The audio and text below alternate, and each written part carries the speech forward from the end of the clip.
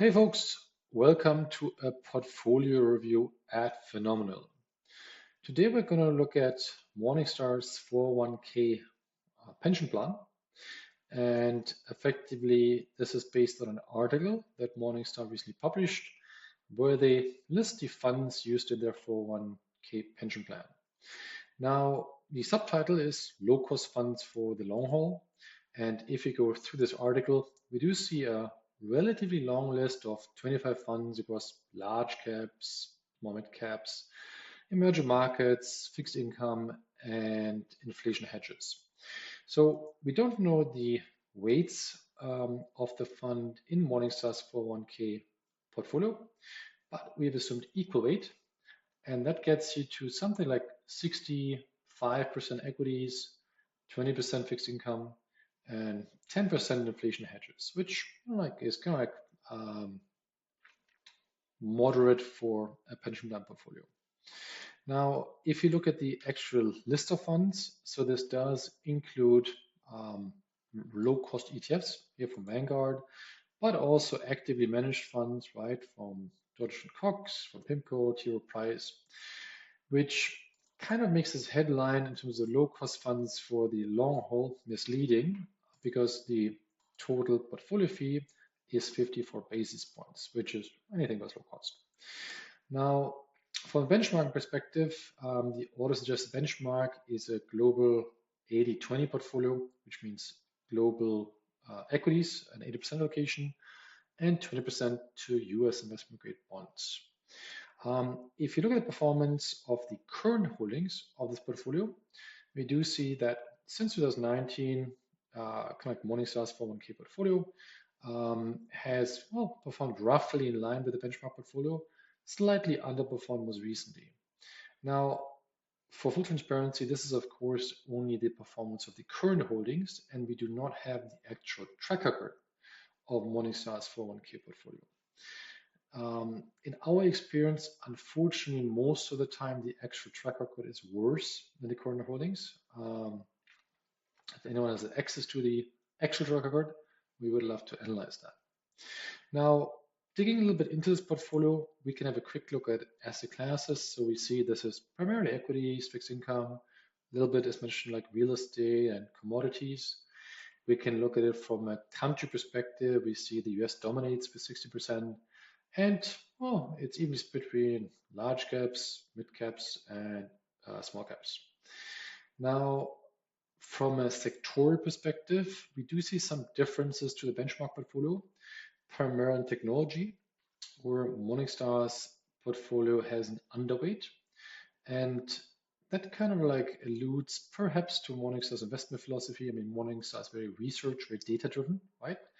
Now that would indicate a preference for value, small cap, things like that.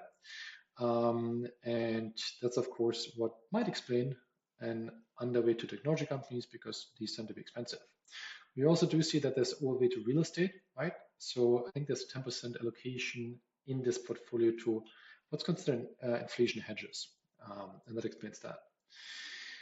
We can try to see if we do see any factor tilts, right? Do we see that there is a tilt towards value or small caps, right? And we can run a returns-based factor exposure analysis on the current holdings. Now, this is taking a little bit longer than expected. It's Friday after all. So what we do see here is, well, an asset class factor exposure, not so exciting. Pretty consistent exposure to equities and fixed income, right? As mentioned, you can also see the exposure to international, we have negative exposure to US dollar, and moving to equity factors, we do see pretty consistent exposure to the value factor and size factor, the blue lines, the green lines. There's kind of time value exposure to momentum and quality, and negative exposure to low vol. As mentioned, this is pretty much in line with kind of like a evidence-based investment philosophy, right? Where you kind of like overweight small cap value funds. Now, the next question that's kind of interesting to think about is if this portfolio is constructed thoughtfully. The short answer is no, because there's no rationale for having 25 funds, especially 25 equity funds, like primarily equity funds, right? That's just way too many. So we already do know that there will be lots of what's kind of like overlapping factor exposures. And we can see that, for example, over here. So here we see the long list of funds. We do see the beta to the value factor. We can see that it's mostly positive, as expected, right? And confirmed via the factor exposure analysis. But we do also see, well, occasionally negative exposure. Now, the problem, of course, if you have positive exposure and negative exposure, positive, negative, negative, then what happens is you have factor offsetting happening. And if you offset the kind of unique characteristics of these individual funds, you're simply back to plain vanilla equity, naturally at higher fees. So this portfolio should be dramatically reduced in terms of number of funds, and it would also be better to give it a certain clear tilt, right? Either stick to value, stick to growth, whatever the investment philosophy is, right? But rather than having too many conflicting styles. We can actually question, right, if there's also the possibility of reducing cost. As mentioned, 54 basis points is not particularly cheap. And of course, there are some low-cost ETFs in here, which is great. But there's also lots of other funds, right? For example, this, what do we have here? Harbor Capital Appreciation Fund, which is charging 67 basis points. And here's a product from Vanguard at 4 basis points, which would indicate a saving of, well, 63 basis points. And we can look at the performance of these two funds. And what I would expect to see is that they are very similar, and indeed, right? So it's a little bit questionable in the sense of why we should be paying 67 basis points, right?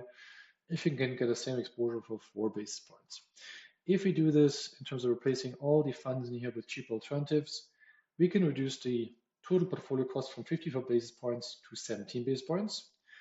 And if you look at the performance of the optimized portfolio, it would have been slightly better. So what's not to like? But instead of trying to find cheaper alternatives for all the funds in this portfolio, the more relevant question is, can we simplify this portfolio? As mentioned, 25 funds, even if you think about having a portfolio that's highly diversified, is just too much. And indeed, we can reduce this portfolio from 25 securities to 2 securities, which is simply the MSCI ACWI and the US Aggregated Bond Index. Now, that would have actually led to a better performance compared to the current holdings, right? And we would have been able to reduce fees from 54 to 25 pips. Again, what's not to like? And that kind of concludes our short analysis of Morningstar's portfolio. As mentioned, we do not know the exact weights, so we assume equal weight, right? So we can be challenged on that. Happy to look at the actual track record if anyone has it.